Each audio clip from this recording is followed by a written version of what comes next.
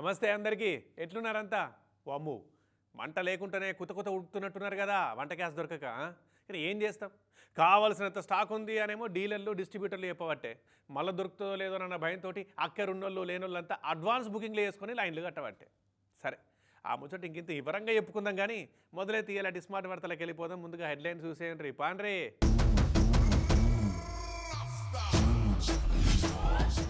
పిలువకున్న పెళ్లికొచ్చి తింటున్నారట కొందరు. పట్టుబడితే కేసు పెట్టి దండుకు గట్టిస్తారట 5,000. ఆదిలాబాద్ మున్సిపాలిటీల ఫస్ట్ మీటింగ్, అధికార ప్రతిపక్షాల నడుమైంది జబర్దస్త్ ఫైటింగ్. వైన్సులు బార్ల నడుమ జోరుగా పోటీ, టెంట్లేసి అమ్ముతున్నారు ఆఫర్లు పెట్టి. సత్యసాయి జిల్లా Madakasira MLA MS Rajanna AP Jagga Reddy లెక్కనే ఉన్నాడు కదా. నిజం అంటే జగ్గారెడ్డి అని ఎందుకంటున్నా అంటే, ఆయనకి ఎవరన్నా గరీబులు కనిపిస్తే అయిపోయా అలా మంచి సెడ్ ఆడుచుకొని అప్పటికప్పుడు జేబులున్న పైసల కట్టలను తీసిస్తాడు, లేదంటే బతుకు తెరువు దందా అన్న పెట్టిస్తాడు. సేమ్ అట్లే ఉన్నాడు మన మడకసిరి ఎమ్మెల్యే ఎంఎస్ రాజన్న కూడా. మడకశిర ఎమ్మెల్యే ఎంఎస్ రాజన్న పేరుకు తగ్గట్టే రాజా మనిషి అనిపించుకుంటున్నాడు కదా. చెప్పులు కుట్టుకునే గరీబుకు ఇచ్చిన మాట ప్రకారంగా చెప్పుల షాప్ పెట్టించి ఓపెనింగ్ చేసిండు. ఇట్లా ఎమ్మెల్యే రాజన్న మడకశిర పట్టణంలో తిరుగుతుంటే రాజీవ్ గాంధీ సర్కిల్ కాడ రోడ్డు పక్కకు చెప్పులు కుట్టుకుంటున్న రామాంజనేయులు కనిపించిండు మొన్నోసారి. ఇక ఆయన తానికి పోయి ముచ్చట పెట్టిండు. ఏం పేరు, ఏడుంటావు, చెప్పులు కుట్టి రోజుకి ఎంత కమాయిస్తున్నావు, ఎంతమంది పిల్లలు ఏం చదువుతున్నారు, సంపాదన చాలుతున్నది అనిగా మంచి షెడ్ అరుచుకొని ముచ్చట పెట్టిండు. గిరాకీ లేక బతుకుడే కష్టమవుతున్నాయి సార్, ఉన్ననాడు పండుగ లేకుంటే ఎండుగా అవుతున్నాయి సార్ అని ఎమ్మెల్యే తోటి గోసలు చెప్పుకున్నాడు రామాంజనేయులు. నువ్వేం ఫికర్ పడకు రామాంజనేయులు, నీకు నేనున్నా, నీకు మంచి చెప్పుల షాప్ పెట్టిస్తా అని మాట ఇచ్చిండు. అన్నట్టే 2 లక్షల రూపాయల సొంత పైసలతోటి ఆ రామాంజనేయులకి ఇవాళ ఓ టేల కొని దాంట్లో చెప్పుల షాప్ పెట్టించిండు ఎమ్మెల్యే రాజన్న. ఇక అన్ననే పోయి రిబ్బన్ గుంచి బోని కూడా చేసిండు.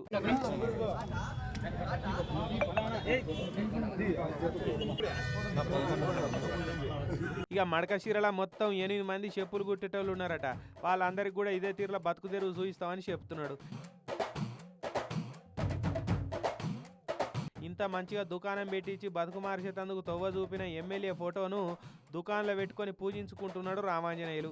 బతికినంత కాలం ఎమ్మెల్యే సాయాన్ని యాది పెట్టుకుంటామని చెప్తున్నాడు. నేను ఎమ్మెల్యే సార్కి ఎప్పటికీ రుణపడి ఉంటాను.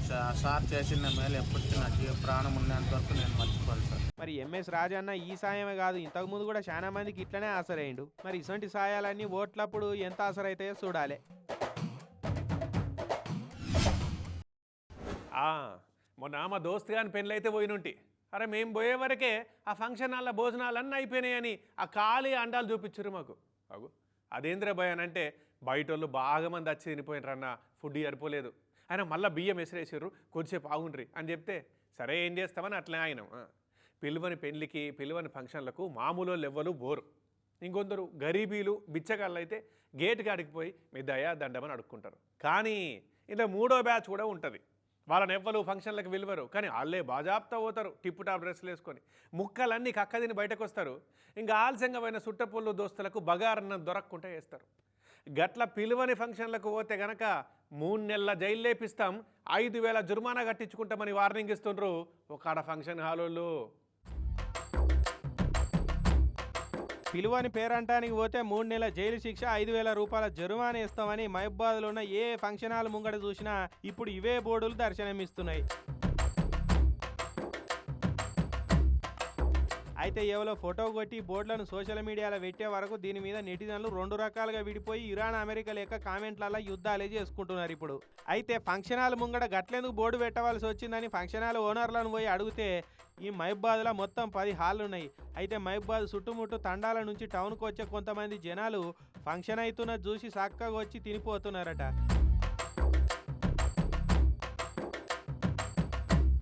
ఇక పిలువనోళ్ళు కూడా బాజాబ్తో వచ్చి తినిపోయే వరకు పిలిచిన వాళ్ళకు తిండి లేకుండా పోతున్నదట. ఇక అట్లా తిండి సరిపోక ఒక్కోసారి ఫంక్షన్ హాల్లో పెళ్లిళ్ళ నడమ అయితే పెద్ద లొల్లి పంచాదులే అయినాయట. నెత్తులు కూడా వాళ్ళ కొట్టుకునే కథలు కూడా అయినాయట.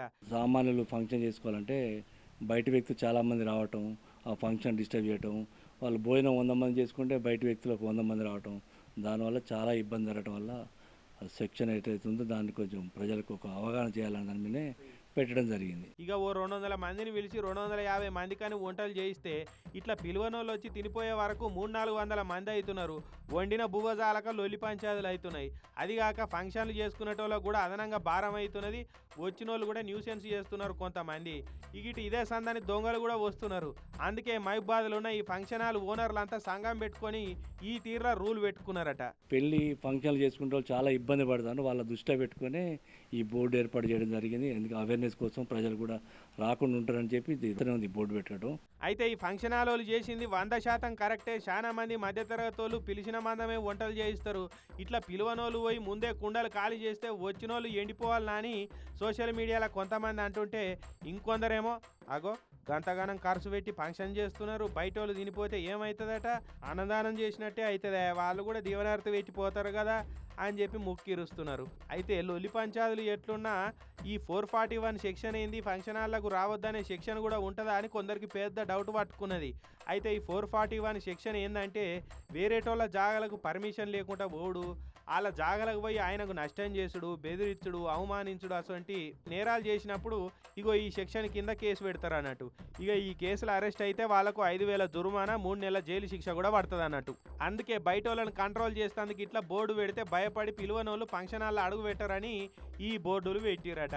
పిలవకున్నా కూడా పోయి బొక్కలు కనుకొద్దామని ఫిక్స్ అయిన వాళ్ళను ఈ బోర్డులు ఏమన్నా ఆపుతాయో కానీ కొద్దిలన్నా కంట్రోల్ అవుతారని ఫంక్షన్ హాల్ వాళ్ళ ప్రయత్నం. ఇట్లా ఎవరు పడితే వాళ్ళు రావద్దనే పెద్ద పెద్ద పార్టీలు ఫంక్షన్లు చేసేటోళ్ళు ఇన్విటేషన్ కార్డు చూపిస్తేనే లోపలికి ఎంట్రీ ఇస్తారు. మామూలు ఫంక్షన్ హాల్లో కూడా ఇప్పుడు గసంటి సిస్టమే తెస్తుండొచ్చు. ఈ నడుమ మున్సిపల్ సభ్యుల సమావేశాల ముచ్చట అనంగానే మళ్ళేం పంచాయతీ అయింది, ఎవరెవరు తిట్టుకున్నారు, ఎవరెవరు కొట్టుకున్నారు, ఏ పార్టీ సభ్యులు దోపులాడుకున్నారు, ఎవరికి దెబ్బలు తాకినాయి, ఇట్లా అడిగే సత్సంప్రదాయం నడుస్తుంది మన కాడ. అంత డెవలప్ అయినాం మనం. మున్సిపల్ మీటింగ్ అంటేనే అధికార ప్రతిపక్ష పార్టీల నడుమ జరిగే ప్రత్యక్ష పరోక్ష యుద్ధానికి వేదిక అన్నట్లు తయారైంది. ఆ పద్ధతిని ఫస్ట్ మీటింగ్లనే కంటిన్యూ చేసిర్రు ఆదిలాబాద్ మున్సిపాలిటీ గౌరవ సభ్యులు నిన్న. అన్నట్లు అక్కడి కమలం పార్టీ కౌన్సిలర్లు చాలా ఎగురమంతులే ఉన్నట్టున్నారు కదా. కొత్త కొత్త నినాదాలు కనిపెట్టిర్రు గిట్ల.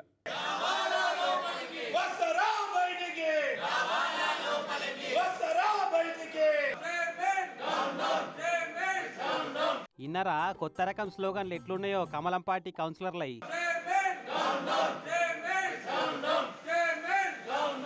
ఆదిలాబాద్ సిటీ మున్సిపల్ ఆఫీసులో ఫస్ట్ మున్సిపల్ సర్వసభ్య సమావేశం ఏర్పాటు చేసిర్రు నిన్న. అయితే ఎజెండాలో ఏమేమి అంశాలు పెట్టాలి, ఏమేమి చర్చించుకోవాలో డిసైడ్ చేసేందుకని మీటింగ్ పెడితే ఆదిలాబాద్లో ఉన్న మంచినీళ్ల సమస్య గురించి చర్చించాలని ఈ కమలం పార్టీ కౌన్సిలర్లు అడిగితే పాస్ అనుకుంటా సమావేశాన్ని నడిపించిందట చైర్మన్ మేడం. ఇదేంది, మేము ఇక్కడ ఇంపార్టెంట్ ముచ్చట మాట్లాడుతుంటే పట్టనట్టు మీటింగ్ ఎట్లా ఖతం చేస్తారు మీరు అని 21 మంది కాషాయం కౌన్సిలర్లు పట్టుబట్టి పంచాయతీ లేపిర్రు.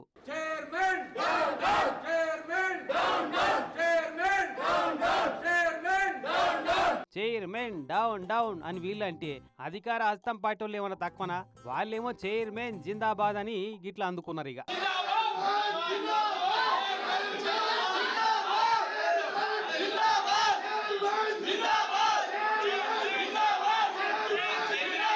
బయటికేంచి వీళ్ళు డౌన్ కొట్టుడు, లోపలికేంచి వాళ్ళేమో చైర్మన్ జిందాబాద్ కొట్టుడు తగ్గఫర్ నడిచింది.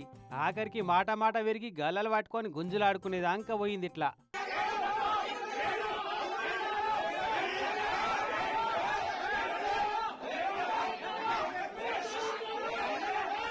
లాస్ట్కి పోలీసు వాళ్ళు వచ్చి అటు వాళ్ళను ఇటు వీళ్ళను సంధాయించి దర్వాజాలకు అడ్డంగా నిలబడ్డరు. అంత కొడితే నెల రోజులన్నా కాలే మున్సిపాలిటీలలో కొత్త పాలక వర్గం ఎంపికై.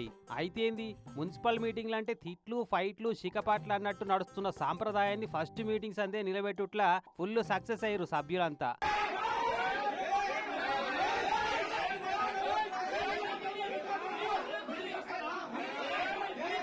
అది అట్లుండాలి మరి. చర్చలు పెట్టుకొని నిమ్మలంగా మాట్లాడుకొని పట్టణంలో సమస్యలను గుర్తించి ఇప్పటికిప్పుడే పరిష్కరిస్తే మున్సిపాలిటీ బాగుపడిపోదా? పనులన్నీ టకటక చేస్తే ఫైటింగులు, కొట్లాటలు, ఆధిపత్య పోరాటాలు ఎన్నడూ చేసుకోవాలి మరి కదా.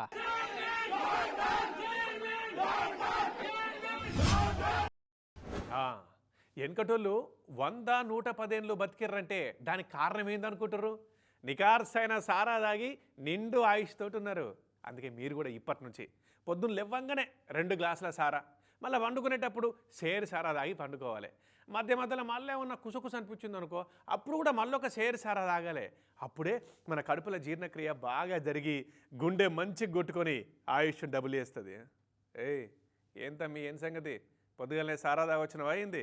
ఎవడన్నా అంబలు తాగమంటాడు, రాగి జావ తాగమంటాడు, కానీ నువ్వేంది సీదా సారా తాగమని చెప్తున్నావు ఏందని అంటుర్రా. అయ్యయ్యో అన్న, ఈ మాట నేనంటలేను. ఈ హెల్త్ టిప్ మనకు చెప్తున్నది గౌరవ కాంగ్రెస్ ఎమ్మెల్యే అనిరుద్ రెడ్డి అన్న.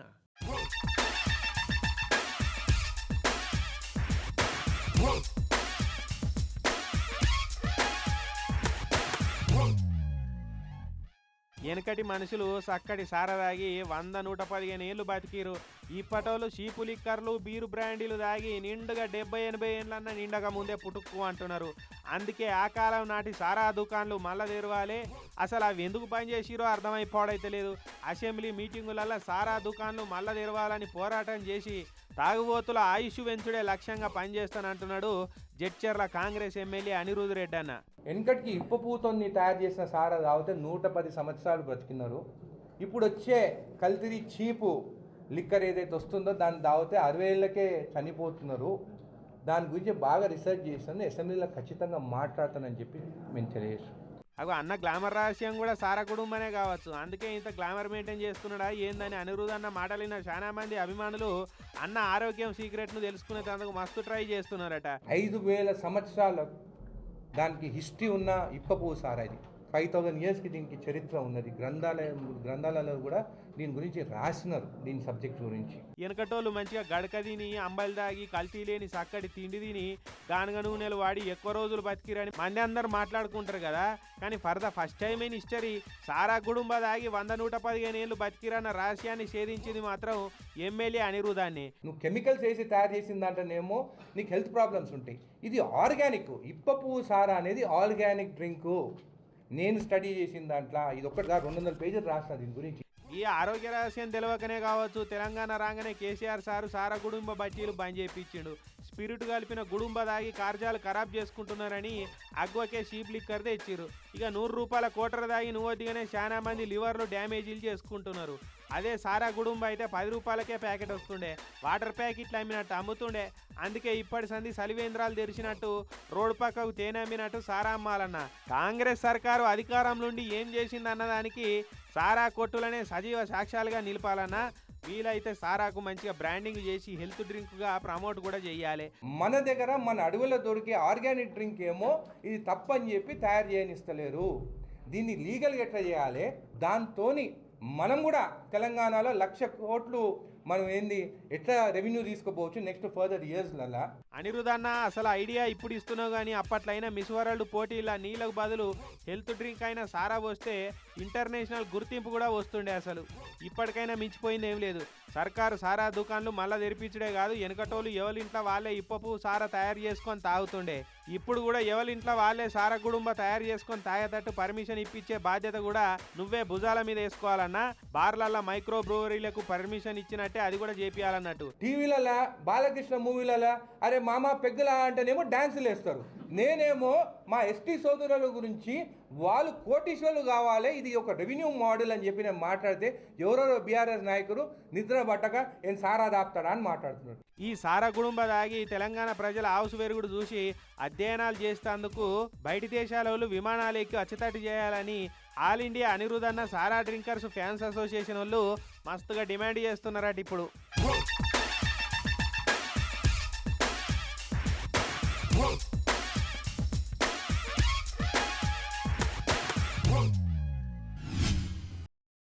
మామూలుగా వైన్స్లు బార్ అండ్ రెస్టారెంట్లల్లో ఎంఆర్పి కంటే 10 రూపాయలు ఎక్కువనే గుంజుతారు కానీ ఆఫర్లు డిస్కౌంట్లు వస్తుంటే పెట్టే కల్చర్ లేదు మన తాన. ఇష్టం ఉంటే దాగుర్రి లేకపోతే వర్రి అని మెడల్ బట్టి నూకేస్తారు ఏమన్నా బేరం ఆడితే కదా. కానీ కడప జిల్లా ఎర్రకుంట సిటీలో మాత్రం కథ ఉల్టా ఉన్నది కదా. అక్కడి మందుబాబులకు ఆఫర్లు డిస్కౌంట్లు పెట్టి రారమ్మని మందుని మరింత అందుబాటులోకి తెస్తున్నారు అక్కడి వైన్స్లోళ్ళు. ఆహా, అదృష్టం అంటే కడప జిల్లా ఎర్రగుంట్ల నగర పంచాయతీలు ఉన్న మందుబాబులదేపో. ఇక చూడు సిమ్ కారెటోళ్ళు రియల్ ఎస్టేట్ కంపెనీ వాళ్ళు కనుక రోడ్ల పంటి టెంట్లేసి అవుట్లెట్లు పెట్టినట్టు ఎట్లా మందు పెట్టెలు పెట్టి అవుట్లెట్లు పెట్టిరో. టెంట్లేసే కాదు కొన్ని ఏరియాలలో టేబుల్ వేసి ఇంకో తానకి ఇట్లా చిన్నపాటి బెల్ట్ షాప్ పెట్టి మరి మందు బాబులకు అందుబాటులకు మందును తెచ్చిపెట్టిరట్లా. వట్టిగా మందును అందుబాటులకు తెచ్చుడే కాదు, ఎంఆర్పి రేట్ల కంటే 10 రూపాయలు తక్కువకే అమ్ముతున్నారట. మరి మందు బాబుల మీద సడన్ గా ఉన్నట్టుండి ఇంత ప్రేమ ఎట్లా వచ్చిందో వీళ్ళకు అనంటే ప్రేమనాదో మన పోటీ బార్ అండ్ రెస్టారెంట్లతో నడుస్తున్న పోటీ చేయబట్టే ఇట్లా అవుట్లెట్లు పెట్టి మరి 10 రూపాయల డిస్కౌంట్ ఆఫర్ ఇస్తున్నారట కోటన్ మీద. రేట్ ఎట్లా తక్కువేనా క్వార్టర్ రూపాయలు? బార్ అండ్ రెస్టారెంట్ వాళ్ళు రూల్స్ తప్పి ఎంఆర్పి రేట్లకే మందు అమ్ముకుంటా ఓ గిలాసా వాటర్ ప్యాకెట్ కూడా ఫ్రీగానే ఇస్తున్నారట. అగో అందుకే ఎర్రగుంట్ల వైన్స్ లోలంతా సిండికేట్ అయ్యి డిస్కౌంట్ ఆఫర్ పెట్టిరు. ఇట్లా మంచిగుందిలే, 2 పిల్లులు కీసులాడుకుంటే కోతికి లాభమైనట్టు ఆ వైన్స్లు బార్ అండ్ రెస్టారెంట్ల నడమ కీసులాట చేయబట్టి తాగేటోళ్ళకైతే మంచిగా కలిసి వస్తుంది. వీళ్ళ నడమ ఇట్లనే ఇంకింత పోటీ పెరిగి ఇప్పుడు ఇస్తున్న డిస్కౌంట్లు ఆఫర్లను డబల్ ట్రిబల్ చేయాలని వీళ్ళ నడమ నడుస్తున్న పోటీ ముచ్చటరికైన మందు బాబులంతా మస్తు మొక్కుతున్నారట. వెనకట కార్లు, బస్సులు, మోటార్ సైకిల్ గిన లేని జమానాల పెళ్లి పేరెంటలకు పోయేటోళ్ళంతా ఓ 10-20 ఎడ్ల బండ్లు కట్టుకొని అడవుల పొంటి పోయేటోళ్ళట. పెళ్ళైనాక పిల్లని అత్తగారింటికి తీసుకొచ్చేటప్పుడు తొవ్వల పాప దోపిడి దొంగలు పెండ్లోళ్ళ మీద పడి మొత్తం దోసుకుపోయేటోళ్ళట. మా తాత చెప్పేటోడు. అప్పుడు సరిగ్గా అసుంటి దోపిడే జరిగింది కదా ఈ యూపీలా. కాకపోతే అప్పుడేమో ఎడ్ల బండ్ల మీద పడి దోసుకుంటే ఇప్పుడు కార్నే అటకాయించి పిల్లను పిల్లగాన్ని ఎంటున్నోళ్ళ వంటి మీద ఉన్న బంగారం అంతా దోసుకుపోయారట యూపీలో. అప్పట్లో 90s వచ్చిన పాత సినిమాలలో చేసినట్టే దోపిడీ చేసిరుగా దొంగ బద్మాషాలు యువలో గానీ యూపీ రాష్ట్రం కాన్పూర్ జిల్లాలో ఉన్న కట్కా అనే ఊళ్ళే యోగి పిల్లని పెళ్లి చేసుకొని అప్పగింతలు అయిపోయినాక కార్ల తీసుకొని వస్తుండట పిల్లగాడు. ఇక వీళ్ళని కనిపెట్టి కార్ వేసుకొని ఎంటబడి వీళ్ళ కారును అటకాయించి ఆపి ఫస్ట్ డ్రైవర్ను కొట్టి తర్వాత పెళ్లి పిల్లగాని ముక్కుమూతి వలగొట్టి పిల్లగాని చేతుకున్న బంగారు ఉంగరాలు పిల్ల మీద నగలన్నీ ఎత్తుకపోయారట దోపిడి దొంగలు. ఆవు అంకిత్ భయ్యా బోలోకి ఆవువా. कुंतलिया से गुंडे लग गए पीछे और ड्राइवर ने गाड़ी रोकते रोकते इतना रोका बचाते बचाते भवनपुर तक गाड़ी बचा नहीं पाई. కొంతలియా కాడికెళ్ళి మా ఇంట పడ్డరు గుండగాలు. మా డ్రైవర్ మస్తు ట్రై చేసిండు వాళ్ళని తప్పించుకుంటందుకు, కానీ అడ్డం పడి ఆపి నిలబెట్టి డ్రైవర్ను కొట్టి తర్వాత నన్ను కొట్టిరు, మస్తు దెబ్బలు కొట్టిరు. నా చేతులకున్న 2 ఉంగరాలు పిల్ల మీద ఉన్న నగలన్నీ ఎత్తుకపోయారు. गाड़ी रोक ली, गाड़ी खड़ी करवा ली. इसके बाद गाड़ी में ड्राइवर को पकड़ा और ड्राइवर को निकाल के मारने लगे. मारने के लिए ड्राइवर के साथ में केवल मैं था आदमी में, बाकी ये बहनानी और बहू 3 बेटियाँ छोटी छोटी. పాపం కొత్త పెళ్లి పిల్ల ముఖం మేడంతా ఎట్లా బోసిగున్నాయి చూడు. ఒక్కటంటే ఒక్క గొలుసన్న లేకుండా ఊడ్చుకపోయారట. 10 మంది గుండగాలు ఉన్నారట. ఎంటబడి మొత్తం దోసుకపోయారని అత్తగారింట్లో కుడికాలు ముందు పెట్టి ఇంట్లో పోవాల్సిన కొత్త కోడలమ్మ చక్కగా పోలీస్ స్టేషన్లో ఎడమకాలు పెట్టి ఏడ్చుకుంటా కూర్చునేటట్టు చేసిరు దొంగలు. अपने गांव से निकले तो उसके गुंडे पड़ गए पीछे से और इधर पे आगे घेर लिया. मेरे गाड़ी के आगे बार बार गाड़ी लगा रहे थे और घेर लिया. ड्राइवर को निकाल के मारा और जैसे मेरे पति बचाने गए उसको तैसे मेरा 3-4 लोग आए और जेवर सबरा उतार लिया. మొత్తం ఎంత బంగారం ఉండనో దోసుకపోవాలని ఎట్లా ప్లాన్ వేసిరో గాని బంగారం కోసం పురాగా బరిదెగిస్తున్నారు బద్మాషిగాళ్ళు. ఇవి ఈనాటి స్మార్ట్ వార్తలు. ఇట్లాంటి జబర్దస్త్ వార్తలు పట్టుకొని మళ్ళా వస్తా. అప్పటిదాకా చూస్తూనే ఉండర్రి టీవీ 9.